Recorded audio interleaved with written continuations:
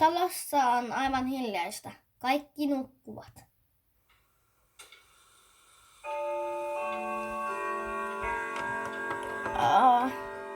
Miksi minä heräsin tuohon kelloon? En ole ikinä ennen herännyt siihen. Syy ei tarvitse olla kellon, vaan tosi kovan jalan. Enkä mennä keittiöön juomaan jotakin. Kappas. Äiti onkin jättänyt tänne vettä, että minä ja mun pikkusiskot voimme tulla juomaan tänne yöllä. Helpottipa tosi kovana. Mennäänpäs takaisin nukkumaan, ettei koko yötä valvota. Toivottavasti saan nopeasti unta uudelleen.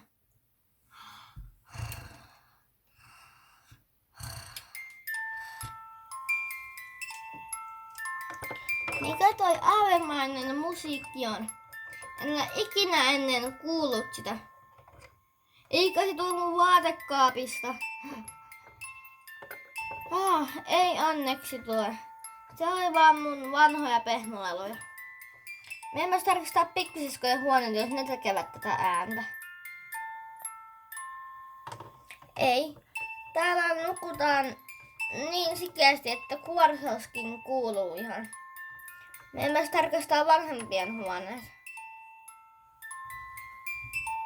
Äiti nukkuu. Iska nukkuu, eikä niiden mankka ole päällä.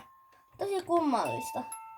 No kai, täällä pitää mennä sit yksin tutkimaan. Me emme katsoa keittiön. Keittiön ihan samassa kunnossa, mihin jätin sen.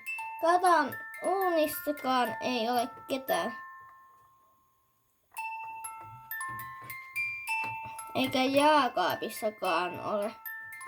Mennäänpäs kattoo kylpyhuone. Ei täälläkään ole. Peili vain ja ainoastaan. Hei, mä menen katsoa kylpyammessa, jos siellä olisi jotakin.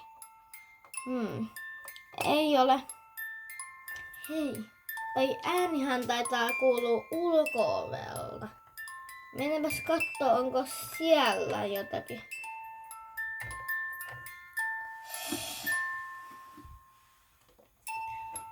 Ei ainakaan näyttäisi siltä ihan heti. Mitä ihmettä?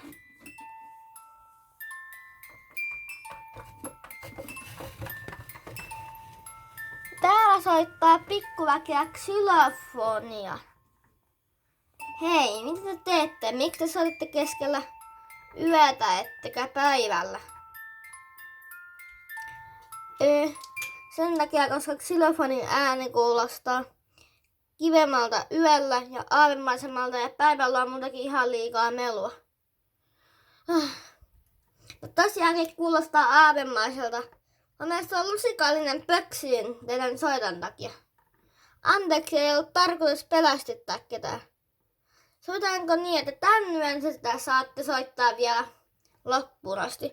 Tai jatkossa te saatte soittaa vaan päivällä. Sopii. Voimmeko jatkaa soittelua, koska kukaan muu ei herännyt kuin sinä? No voimme. Mäkin voin ryhtyä mukaan siihen.